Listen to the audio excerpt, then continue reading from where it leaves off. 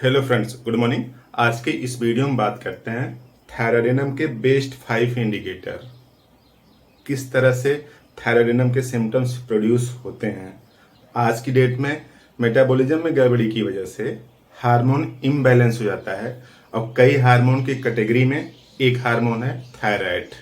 Thyroid hormone body की metabolism को influence करता है और थायराइड बेसिकली यहाँ पे जहाँ पे बटन बंद होती है साइड की ऊपर वाली, यहीं पे पाई जाती है थायराइड।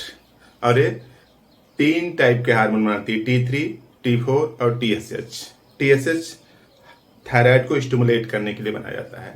आज की डेट में कई लोगों के थायराइड जो हार्मोन है उसका लेवल अनियमित होता है और उस वजह से कई सिम्टम्स आते हैं। तो कुछ सिम्टम्स की बात इस वीडियो में हम लोग करते हैं। तो देखिए, इमेजिन करिए कि किसी को एनीमिया हो जाए। एनीमिया मीन्स हीमोग्लोबिन की कमी ना, यानी एनीमिया होगा तो हीमोग्लोबिन की कमी हो जाएगी और हीमोग्लोबिन की कमी हो जाएगी तो आप समझ सकते हैं कि हीमोग्लोबिन का बेसिक काम क्या है कि ऑक्सीजन को ट्रांसपोर्ट करना।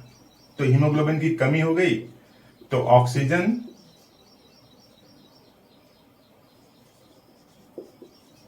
ट्रांसपोर्ट कम होगा और ऑक्सीजन ट्रांसपोर्ट कम होगा तो जो टिश्यू हैं, टिश्यू में ऑक्सीजन कम पहुंचेगा और टिश्यू में ऑक्सीजन कम पहुंचेगा तब उसमें ऊर्जा कम बनेगी, एटीपी कम बनेगी। और अगर शरीर में एटीपी कम बने मतलब ऊर्जा कम बने तब शरीर की मेटाबॉलिज्म और डिस्टर्ब होगी। यानी यूं समझ लीजिए कि एक डिफिशियंसी दूसरे डिफिशियंसी को किस तरह से सपोर्ट करती है। यानी कमी तो है किसकी, हीमोग्लोबिन की, लेकिन वो सपोर्ट कर रहा है एटीपी की कमी, ऑक्सीजन की कमी। और ऑक्सीजन की अगर बॉडी में कमी होती है पार्शियल तरीके से तो ग्रोथ और रिपेयर के मेटाबॉलिज्म प्रोसेस उतनी उचित मात्रा में नहीं हो पाते और इस वजह से सिम्टम्स प्रोड्यूस होते हैं। तो अगर देखिए ऑक्सीजन नहीं मिलेगा तो ग्रोथ और रिपेयर कम होगी और ग्रोथ और रिपेयर कम होगी तब वहां पे इमेसिएशन आ सकता है, वो पार्ट पतला हो सकता है। तो देखिए लिखा है एनीमिया ना, और उसके बाद मस्कुलर वीकनेस। एनीमिया है, फिर मस्कुलर वीकनेस है, मसल्स में वीकनेस है। वीकनेस होने के एक कारण हो सकता है कि न्यूट्रिशन कम मिल रहा हो और दूसरा कारण हो सकता है कि ऑक्सीजन उसको कम मिल रहा हो। तो यहाँ पे ऑक्सीजन कम मिल रही है, इस वजह से मस्कुलर वीकनेस है, कमजोरी है। अगर ये काफी दिनों तक चलता रहा तब उस पार्ट में क्या हो सकता है, इमेसिएशन हो सकता है। यानी वो पार्ट दूसरे की तुलना में क्या हो सकता है, दुबला पतला हो सकता है।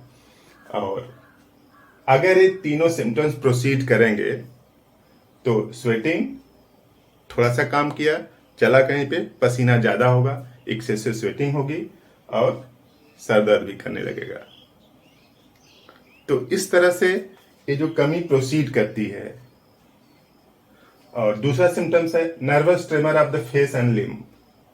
फेस जो चेहरा है, इसकी मांसपेशियां या फिर जो लिम्ब है, लिम्ब में हाथ और पैर दोनों आते हैं, इनकी मांसपेशियों में फड़कन हो सकती है। फड़कन का होना क्यों जरूरी है?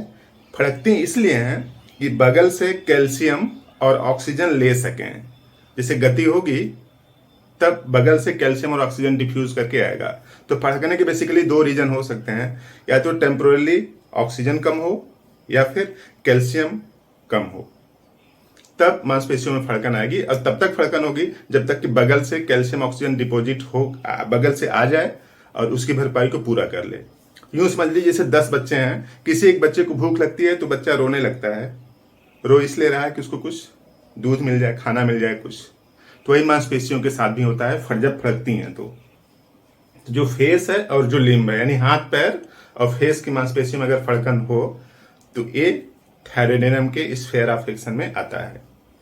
और एंजाइटी अराउंड द चेस्ट, जो चेस्ट है, जो छाती है, इसके अराउंड एंजाइटी यानी असहज सी स्थिति महसूस होती है। ऐसे लगता है कि इसको चारों तरफ से जकड़ा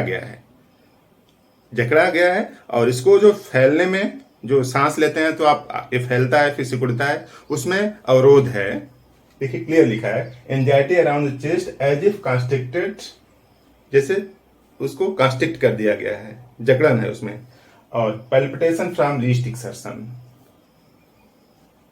थोड़ा सा ही मेहनत का काम करने से, सीढ़ी चढ़ दिया या फिर कुछ काम कर दिया, कुछ सामान यहाँ से वहां रख दिया, तब पल्पिटेशन होने लगता है। पल्पिटेशन क्यों होता है आप समझिए कि जैसे आप काम कर रहे हैं तो जिस हाथ पैर से चल रहे हैं तो पैर से, कुछ काम कर रहे हैं तो हाथ से, तो वहां पे ऑक्सीजन की सप्लाई ज्यादा करनी पड़ेगी और उस वजह से क्या होता है कि हार्ट थोड़ा तेजी से काम कर देता है ताकि ऑक्सीजन पहुंच सके। पल्पिटेट इसलिए करना पड़ता है, यानी धड़कन इसलिए बढ़ाना पड़ता है कि ऑलरेडी जो पहले से कम है, जब वो पहले से कम है, हीमोग्लोबिन पहले से कम है, तो उस पार्ट में ऑक्सीजन की और जरूरत पड़ रही है, तो हार्ट में धड़कन खुद को सुनाई पड़ने लगे, तो उसी को पल्पिटेशन बोलते हैं। नॉर्मली जब आप बैठे हैं, किसी से बात कर रहे हैं, टीवी देख रहे हैं, तो धड़कन नहीं पता चलती है, लेकिन जब खुद की धड़कन खुद को महसूस होने लगे तो उसी को पल्पिटेशन बोलते हैं। तो थोड़ा सा ही काम करने से ऐसा हो जाता है। और heart rate increased, dilatation of प्यूपिल, भाई पल्पिटेशन है तो हार्ट रेट बढ़ ही जाएगा। अब कुछ लोगों को हमेशा के लिए पल्पिटेशन हो जाता है, हमेशा के लिए हार्ट की जो स्पीड थोड़ी सी बढ़ जाती है नॉर्मल से। और जो प्यूपिल है, आंख जो है, गोला है, ये पूरा तमतमाया सा रखता है। और थायराइड वीकनेस, अगर आप उसके पूरे गिरफ्त में आ चुके हैं, तो थायराइड के वीकनेस के गिरफ्त में आ चुके हैं, तब क्या होगी कि आप मीठा ज्यादा खाने लगेंगे।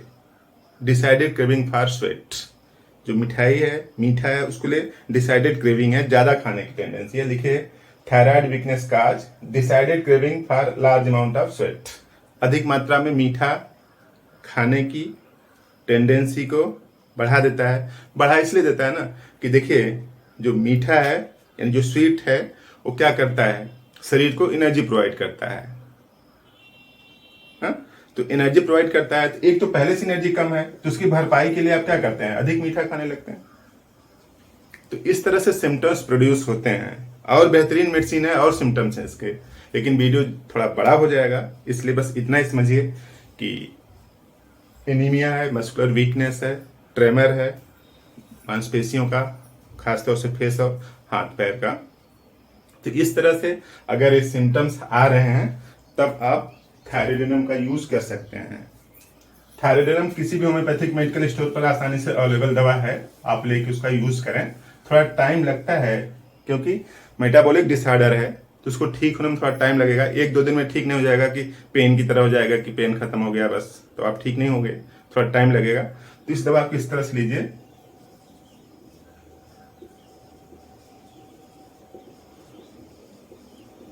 थायरॉइडिनम।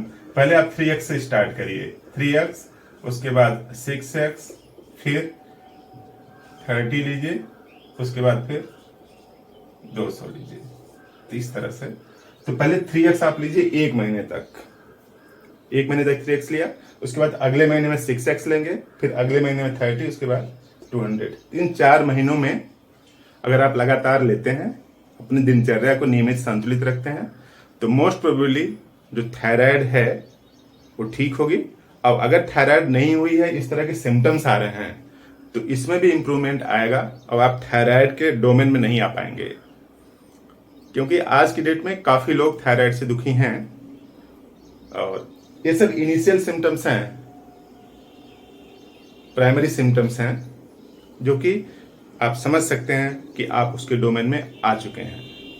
तो इस तरह से बात समझ में आई। तो आपके नियर बाय में कोई भी हो तो आपको इस दवा के बारे में बताना है और उसकी सपोर्ट करना है, हेल्प करना है। अगर हम एक दूसरे की हेल्प करें तो संभावना अधिक हो जाती है ठीक होने की, क्योंकि prevention is better than cure. बीमारी उत्पन्न हो जाए, उसका इलाज कराएं, उससे बेहतर है कि उस बीमारी को उत्पन्न होने से रोकें। तो इस तरह से कुछ बात समझ में आई तो इस वीडियो को लाइक कर दें, चैनल पर नए तो सब्सक्राइब जरूर करें और शेयर भी कर दें। Thank you.